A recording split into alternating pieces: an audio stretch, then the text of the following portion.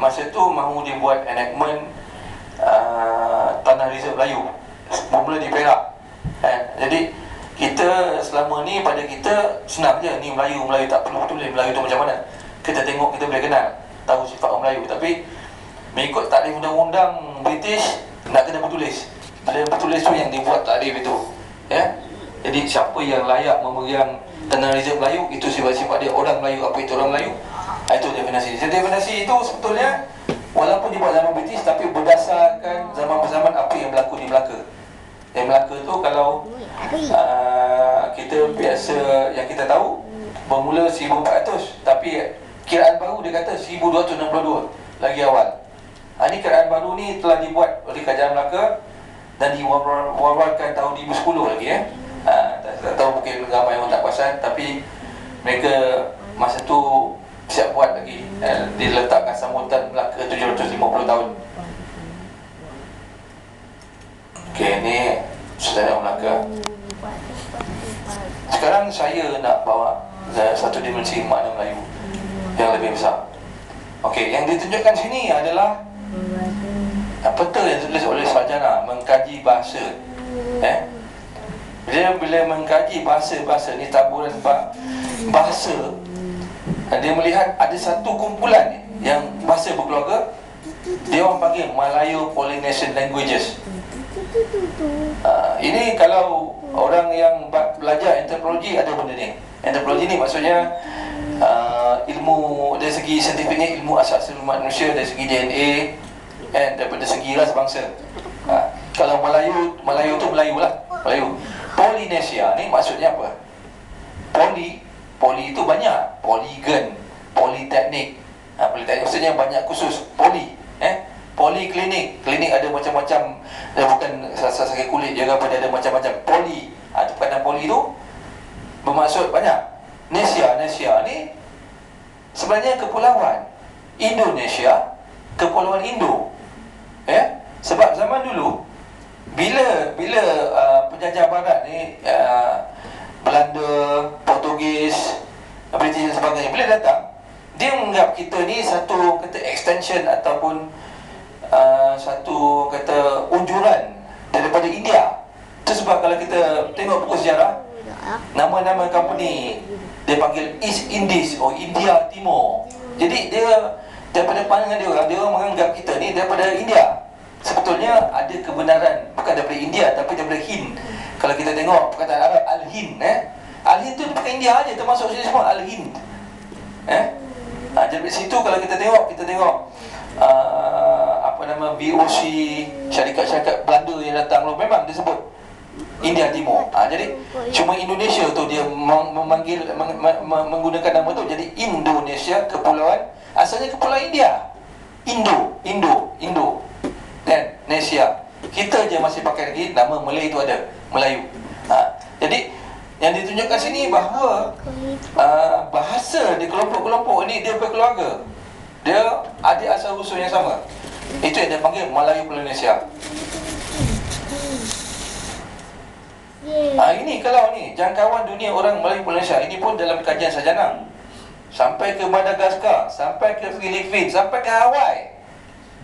Tuan percaya tak ni? Ni semua ni orang Fiji. Kita tengok kan, yang Tonga yang main rugby besar badan.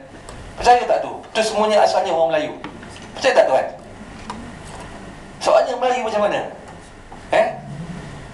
Daripada apa nama seminar dengan Profesor Saleh apa tu ditunjukkan lagi di Filipina tu orangnya Kristian, tapi tokohnya terkenal Jose Rizal mengaku dengan bangganya mengaku saya orang Melayu. Sebab apa saya sebut ni tuan-tuan? Saya nak sebut definisi Melayu yang lebih besar.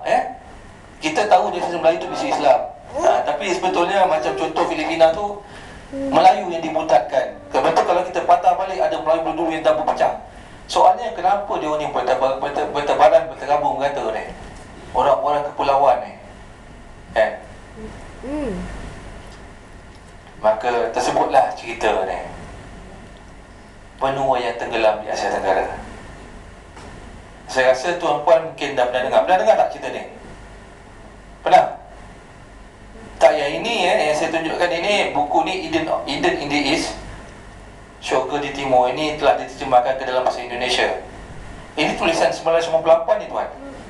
Seorang profesor daripada University of Oxford, dia ni dah mengkaji merata, dia mengambil daripada, dia mengkaji dari segi bahasa, dia mengkaji dari segi etnik sikit, dan dia mendapati bahawa ramai-ramai kelompok ni berasal daripada satu benua yang tenggelam. Ini dalam, kalau tuan-tuan Google Eden in the East ni, insyaAllah boleh jumpa ya. Ini penerangan daripada satu blog Indonesia. Tapi dia punya apa kata apa, orang Indonesia ni kalau dia bercerita, dia memang lebih pada Indonesia lah. Dia kata ni sebagai Indonesia. Ini bagi masyarakat Indonesia, kerana Indonesia juga diterbitkan dalam perjalanan kisah dalam buku ini. Menurut buku Eden in the East, Akhir Zaman S. Ni ada cerita lah Akhir Zaman S. Terus yang ini saya cuma nak beritahu Stephen O'Brien ini bukan orang sembarang. Asalnya doktor kanak-kanak, tapi dia mengkaji genetik juga, dan dia juga seorang penulis. Orang macam ni daripada University of Oxford tahun 1998 menulis dan mengakui bahawa di tanah Melayu di Indonesia ni ada satu benua yang besar yang dah tenggelam. Ini setakat saya nak tunjuk kat sini dia punya background dia. Sehingga dia menulis. Jadi dia mengatakan bahawa ada satu zaman dulu, yang dia letak ni antara 14,000 hingga 7,000 tahun dahulu, kan, yang mana paras air di bumi ni dia lebih rendah dalam 500 kaki gitu. Kenapa dia macam tu? Sebab masa tu kebanyakan air ni dia beku tuan. Ini zaman ais saya cerita. Di kutub utara dan kutub selatan ni air tengah beku. Bila air beku atas bawah, itu dia beku ni bukan yang macam kita nampak seperti sekarang. Bukan kutub utara kutub selatan je, dia berkembang. Artinya orang kata kalau negeri China tu, orang kata hampir semua masih lagi di bawah letupan ais. Jadi masa zaman itu tempat lain ni banyak yang tak berapa sesuai untuk kehidupan. Nak hidup tak lama lah. Yang sesuai sebenarnya adalah di sini. Masa tu disebabkan air itu banyak membeku di sana, dia belum mencair lagi, maka di kawasan di Asia Tenggara ni dia lebih rendah. Laut Cina Selatan ni ada daratan tuan. Selat Melaka tu bersambung, mungkin ada sungai, dia ada sungai ya. Tapi Laut Cina Selatan kita tahu dia sebenarnya daratan, orang hidup kat atas tu. Ini kita tengok pada Google. Google lah kan, senang, siapa pun boleh akses. Siapa pun boleh install dalam komputer dia, tengok sendiri. Apa yang tuan-puan nampak dalam peta ni? Apa yang nampak dengan nyata sebetulnya kalau tengok betul-betul? Perhatikan hijau kita tahu, hijau ni lah, maksudnya pokok daratan. Biru tu, apa yang membezakan biru-biru itu? Kedalaman, yes. Jadi kalau kita tengok yes, kawasan Laut Cina Selatan di mana Selat Melaka tu apa, itu kedalaman berapa tu? Kalau tengok Google tu, kita boleh letak butang dia boleh beritahu. Yang ikut dia dapat lah, data dia dapat berapa kedalaman laut dan sebagainya. Jadi kalau di sekitar Asia Tenggara ni laut dalam 200 kaki, paling dalam pun 500 kaki, itu kira cetek tu berbanding dengan laut lain. Jadi bayangkan satu zaman di mana air itu, paras air itu lebih rendah. Ini macam ni rupa dia. Jadi yang kita lihat ni semua daratan. Ni ada sungai apa semua. Dulu-dulu ni semua ada penempatan. Yes, kita cerita ni dianggarkan sebelum 7,000, 8,000 tahun dulu macam ni lah keadaan.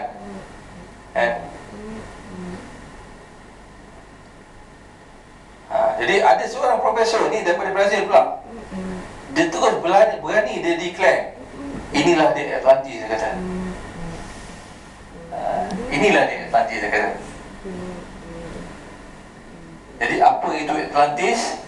Rasanya kita pernah baca masa budak-budak pun, saya minat tu, keluar kat TV apa semua. Satu misteri, satu kerajaan, satu benua yang dah tenggelam.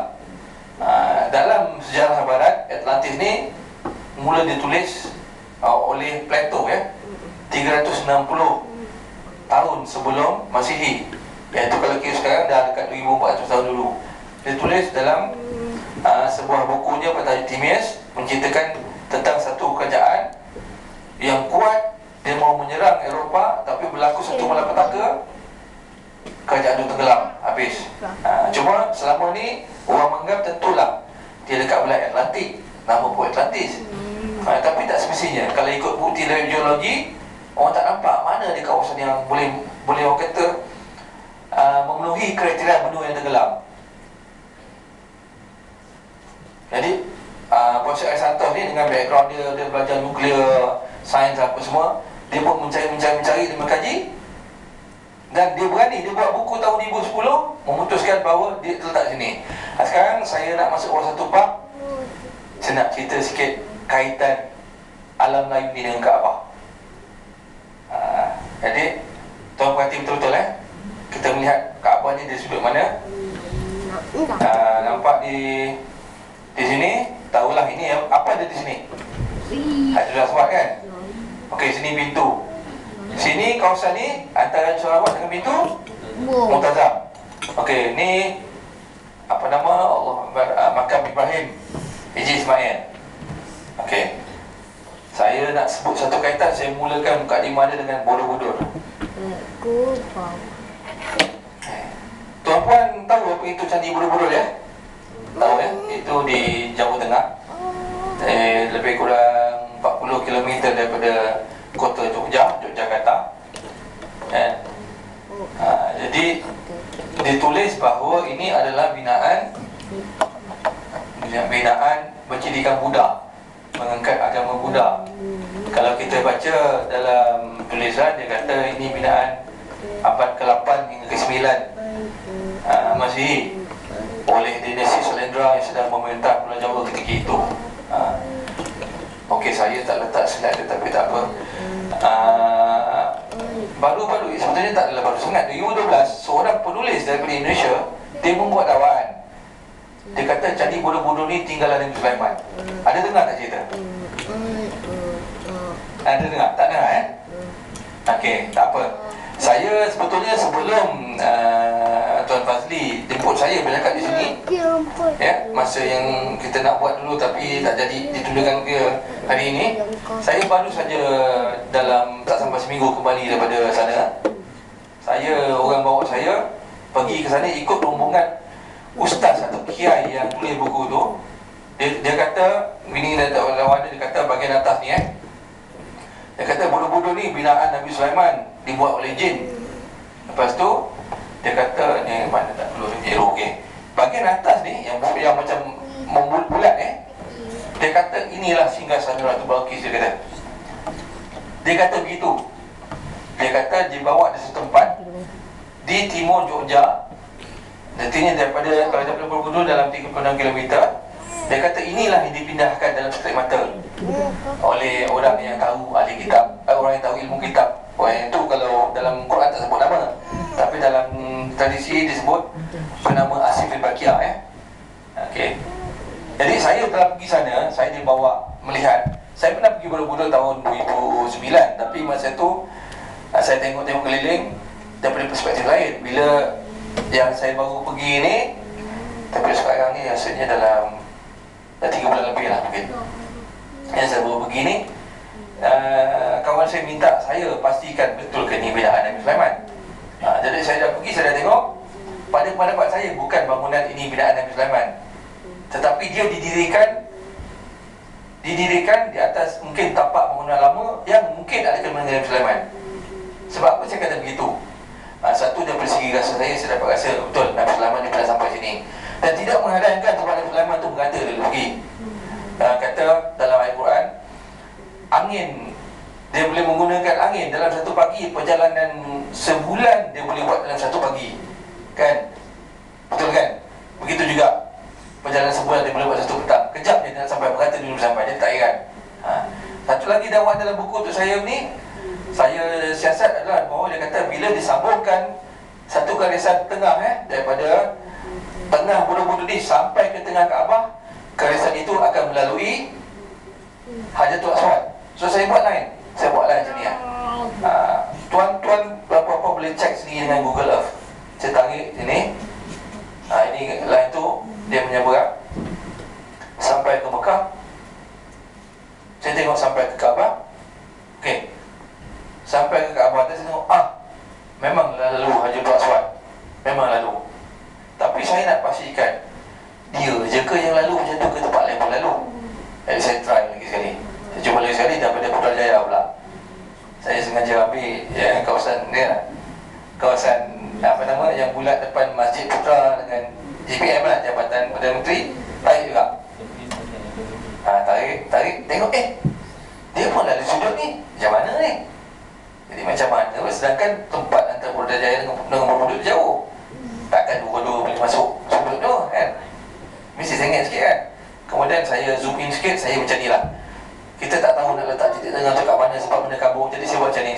Saya buat daripada ujung, buat line silang. Jadi yang tengah tu harus titik tengah.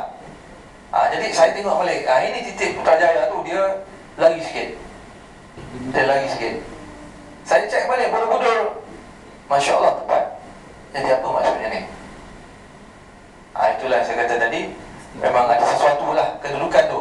Bukan Borobudur itu sendiri, sebab Borobudur tu dah bangunan tu orang kata bina muda, tapi tapak tu ada kedudukan, ada sesuatu yang istimewa. Dari situ saya tergerak untuk melihat lebih jauh. Ini tadi Borobudur. Okey, saya fikir macam ni. Ini plan Kaabah. Saya jumpa di internet Wikipedia. Dia ada dimension dia berapa meter. Saya fikir gini, kalaulah kita buat line daripada Kaabah, keluar dari pintu Kaabah, sampai ke mana tempat dia? Macam ni, baik kan?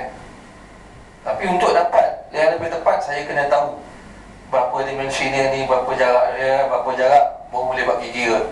Maka saya pun buat. Ini saya tambah-tambah daripada yang dah ada, sebab ada informasi yang tak ada kat sini. Saya bagi kira. Okey, dah dapat gitu. Jadi ini mulai membentuk segitiga begini. Kalau sini titik tengah Kaabah, sini pintu Kaabah kiri kanan ya. Ni tengah. Ni kita dapat dia punya ni berapa lebar. Sini kita boleh kira. Kalau yang belajar matematik, sebenarnya matematik dengan 3 dah boleh buat benda ni. Trigonometry. Kalau kita tahu contoh ni sini 2.23 ni bagi 4.605 ni, dia punya nilai lepas tu kita pakai formula, dia pakai arc tangent, letak je dekat kalkulator saintifik, dapat kita akan dapat sudut. Lepas itu saya atur balik macam beginilah rupa sudut-sudut tu.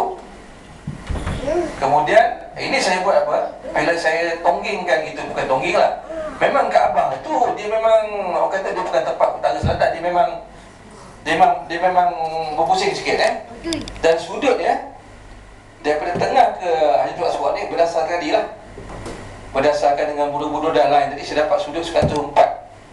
Ini sebetulnya sampai sini 104.69 darjah. Lepas tu yang lain ni saya campur je daripada sudut yang saya dah kira tadi. Kemudian tarik lain ni. Kita tarik kita tarik jalan tadi sampai ke Alam Melayu. Ni Alam Melayu lah tadi. Ini garis tadi macam ni rupa. Kau nampak maka ini tadi garis sudut Hajarul Aswad sampai ke Borobudur. Garis pintu kiri, garis pintu tengah pintu, garis kanan. Jadi kita tahu antara Hajarul Aswad dengan kiri ni apa benda? Menghadap ke mana? Kalau di Kaabah tu antara Hajarul Aswad dengan pintu Kaabah itu apa? Multazam ya tuan. Jadi dalam kawasan ni kita menghadap je Kaabah, terus menghadap Multazam. Jangan pelik kan? Yes. Lepas tu yang kawasan lain ni kalau tak menghadap Multazam masih dalam jajaran pintu Kaabah. Jadi kita menghadap ke kawasan yang dekat kan. Dan tengok sini, Putrajaya tu lah kawasan Multazam. Sudut Hajarul Aswad tadi, garis pintu Kaabah. Lepas tu bila saya tengok ke kiri ni sampai ke dekat area berluar sikit. Saya nak makan gula sikit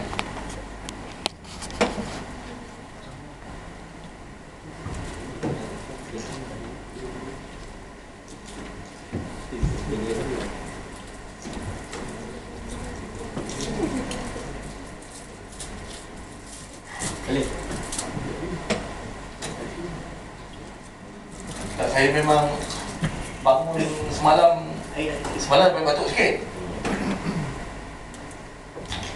Apa? Ni saya makan off. Kalau lagi iklan tu orang suruh buat suara lah. Benar sikit dekat sikit boleh.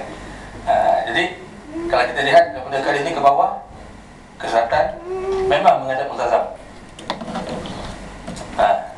Jadi kalau ke atas ni pun masih lagi dalam jajaran juga Ka'bah. Maka kita lihat balik kawasan yang diliputi tu apa tuan? Kawasan yang diliputi ini yang tadi yang kata benua tenggelamnya jajaran tu. Semua ni menghadap tempat yang menarik yang Ka'bah. Mana tempat yang orang kata makbul dan mujarab Ka'bah. Okey, tapi semua tengok garis bawah ni ada yang terkeluar. Macam mana boleh terkeluar ni?